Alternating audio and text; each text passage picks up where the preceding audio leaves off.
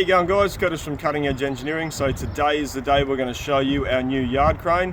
What we ended up getting was a Frenna Mach 14. What that means, it is a 14-ton capacity articulated crane. It is double what our current yard crane can lift, which is only 7. So we've been wanting and looking for a larger capacity crane since we bought our current international yard crane. Unfortunately, these things do not come up very cheap very often, and anything that you do find on the market is generally very, very expensive. And getting a crane of this capacity became more urgent because the people I have been using for years to move my machinery decided to retire and close up their business. So there wasn't really anyone else I could trust in order to move my equipment for me. So I had to do something about it. So we were lucky enough to find this on Facebook Marketplace, and it was local, and it was about a quarter of the price of everything else that I had seen. It was that cheap for a reason. So the crane does need quite a bit of work in order to bring it up to a standard that I'm going to be happy with. But the great thing was it runs, it stops, and it can lift, and it is still quite a safe crane to operate. There are just a few things I'd like to do to it. So we're going to show you what it can do, and then we're going to tell you what needs to be done to it. So Frenna cranes are actually built here in Australia. They are an Australian company. They are built just up the road in Brisbane, and I believe now they are a part of the Terex group. These are known as a pick and carry, and up until a couple of years ago, I believe these were only available in Australia, but they now have started exporting them overseas. So this crane is a 1999 model, but it does have a 2006 engine in it. All right.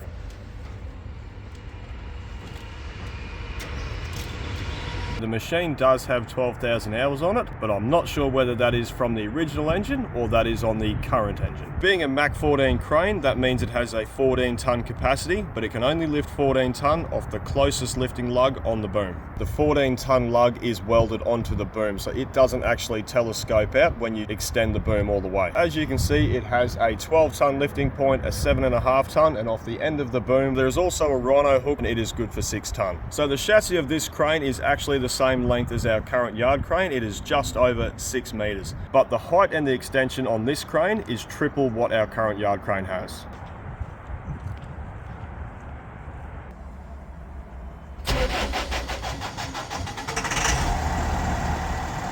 So the boom does telescope out, and when fully extended, it has a reach of 18 meters.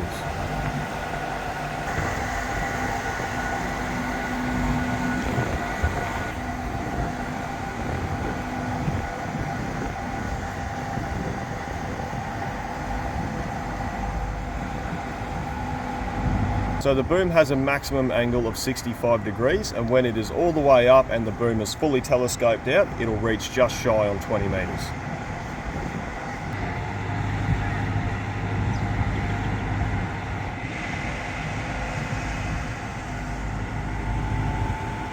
It is extremely high, not that we will ever need to use that unless I need to take the windsock off the roof.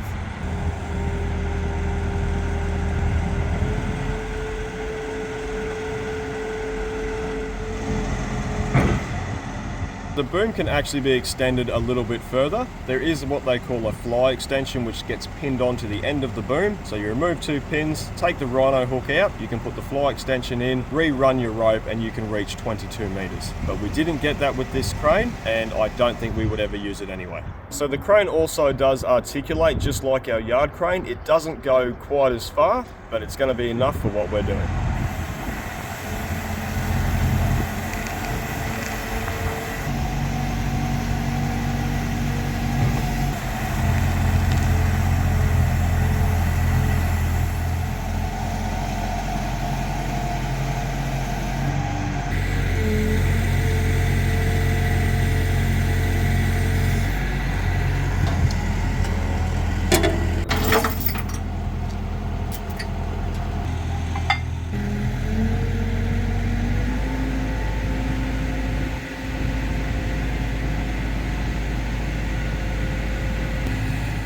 So it's also got a running rope, which is going to be extremely handy in order for being able to control lifts very carefully. In the crane's current configuration, the way we have the rope block on the end of the boom, it is good for 6 ton.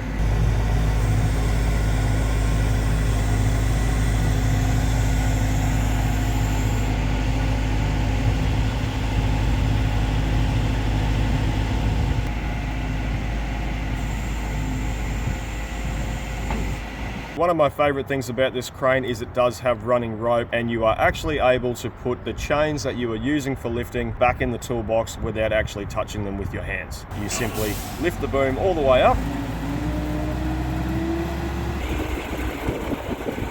and then you lower your winch and it drops the chains straight into the chain box on the front of the machine.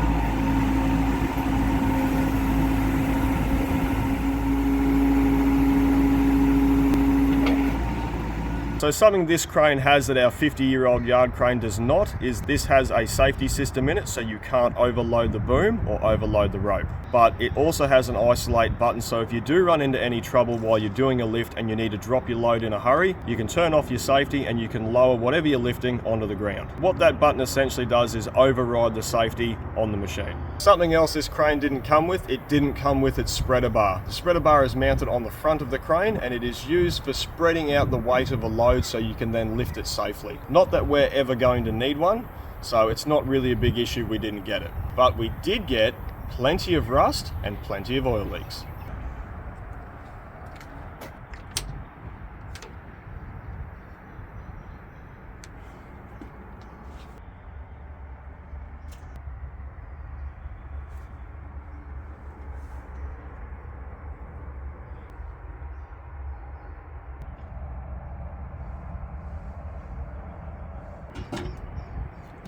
So there is a lot of rust in the cab, and the reason for that is metal rust when machines are left outside and water just makes its way in. So it has been sitting on the floor, and the floor is got holes in it, and pretty much the rest of the cab does as well. I'm not going to try and cut the floor out and fix the floor. I'm going to build a brand new cab for it.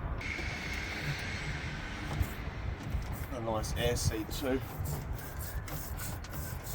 Right, so 90% of the accessories in the cab do actually work. There are a few things that are going to need to be repaired, like the aircon unit doesn't work. Not that I'm probably ever going to need it. I don't want to spend too much time in this. It really just needs a good tidy up with all of the wiring, a few of the instruments replaced. These are the three main levers that control the boom. You have up and down, you have boom in and out, and then the winch up and down.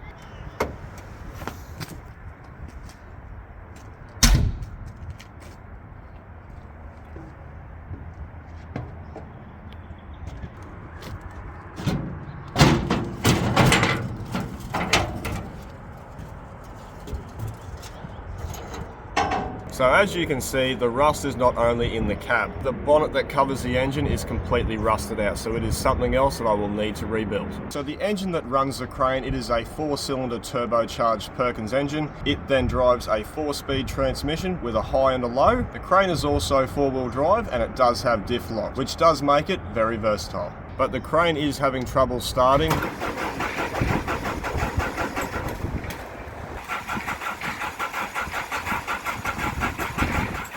I have been told by the guy I bought it from that it was a stop solenoid in the fuel pump. I have since had a bit of a play with that and I can't make it work. So I'm going to assume it's something far more serious, but we're not going to know that until we dive a little bit deeper into it. At the moment, we can still start and operate the crane using Aerostart.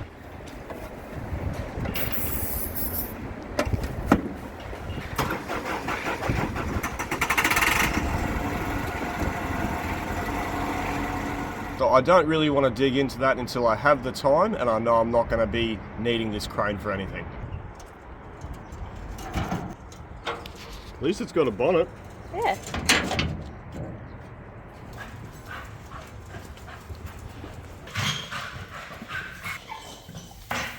Sit. Hey, excuse me.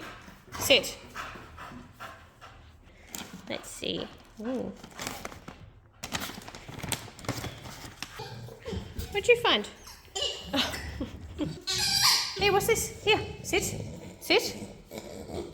Drop it. boy. No. Oh.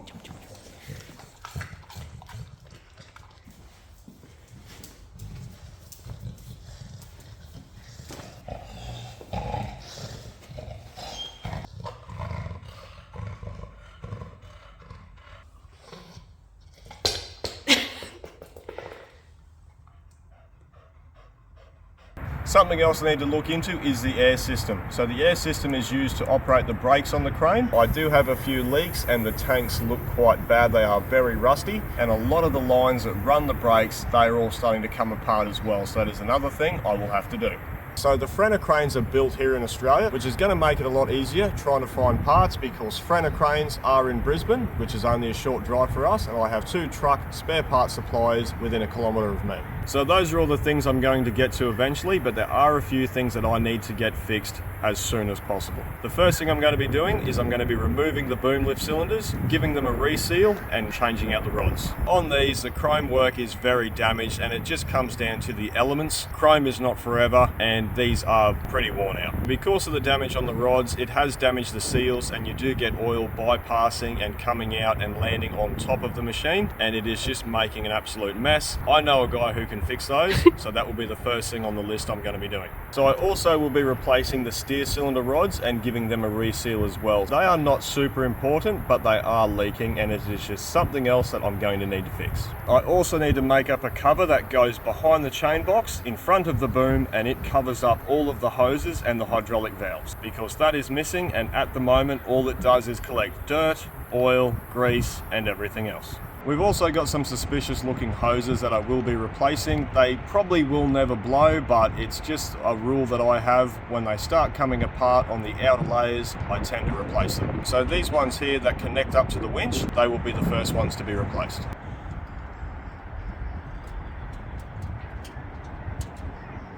So because I don't have enough to do on this already, there are a couple of panels I'm going to be fabricating to fit into the rear mudguards, just because it's going to make the crane look a lot better. Eventually the crane will get a new paint job. I will put our decals on it and probably some racing stripes. This is the project. Because I don't have drift cars or motorbikes anymore, I'm going to bling out my crane. Considering the hours on it, it does need a fair bit of work, but for what we paid for it, I'm pretty happy with what I've got. I can't see any repairs that have been done on the chassis.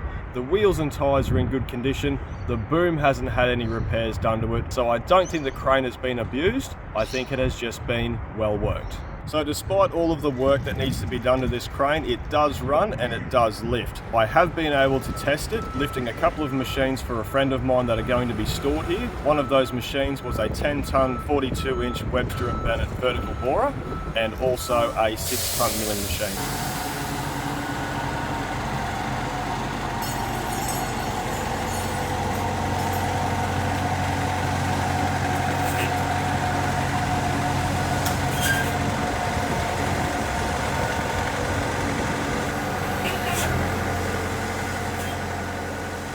So helping with the rigging under my direction is my older brother Troy. He's been contracted in to do our drafting and our drawing, and also help with our CNC.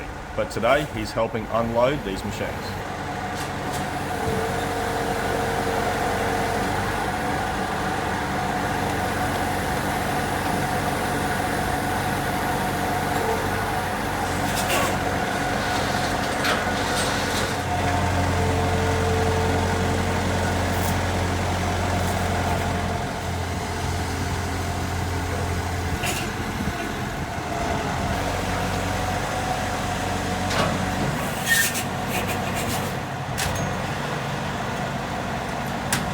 And the guy in the high vis, that is our landlord. He has got a background in earth moving and this sort of work. He is really handy to have around when we're doing these lifts. So this is one of those situations where you do need an extra set of eyes or two, because you can't always see what's going on from the cab of the machine. So having people on deck watching what's going on while the load is being lifted is very helpful.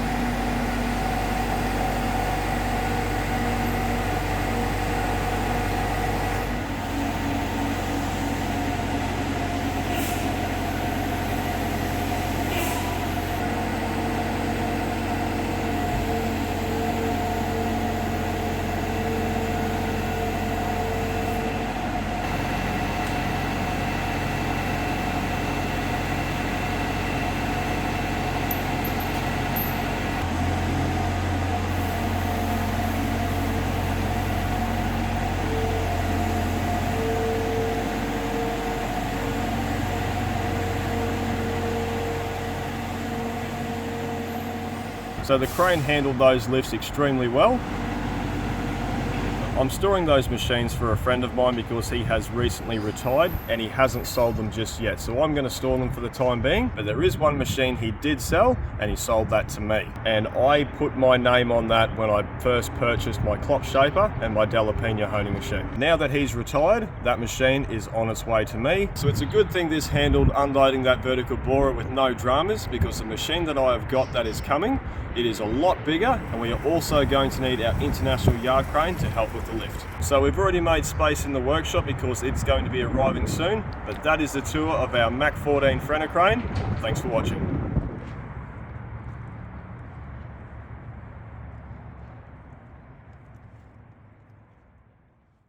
Wait, how do you want me to start it? Wait, how am I going to start that? Oh wait, how am I going to start that? Right, how am I going to start that? Start from the beginning. Oh my god. Yeah. What's after that then? And getting a crane of this capacity, here we go again. Despite or bespite? Just pick your own word. Right, so despite all of the work it needs, a few things that I need to do straight away in order to make this, lost it. So I'm storing those machines for a friend of mine. Oh, fuck me, I've lost it again. I'm not starting again. Yeah, you are. So. No. Yeah, you ready? Yep. Right, so because, Wow. Start again, you ready? Yep. Have we started? Oh, Christ. Right, you ready? Let's do this. Okay. Camera up. All right, guys, the camera's up. He's ready. I'm ready. Fucking siren. Because the next machine that's... Fuck up! What?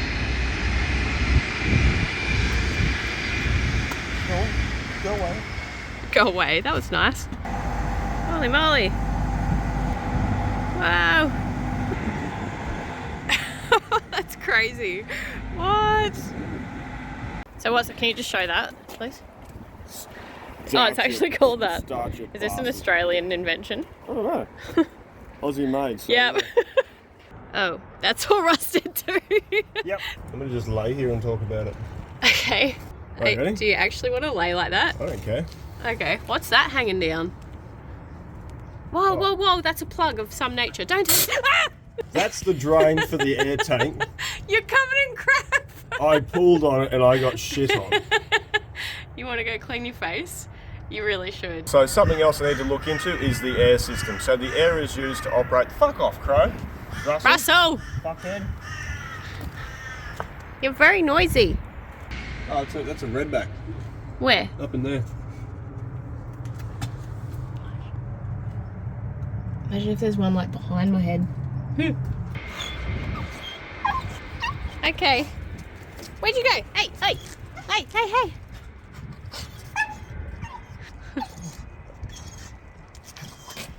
Sit. Stay. Oh, Tail. oh, careful. Sit. Careful. That was a big jump. Good boy. Alright, get your ball. Come on, let's go.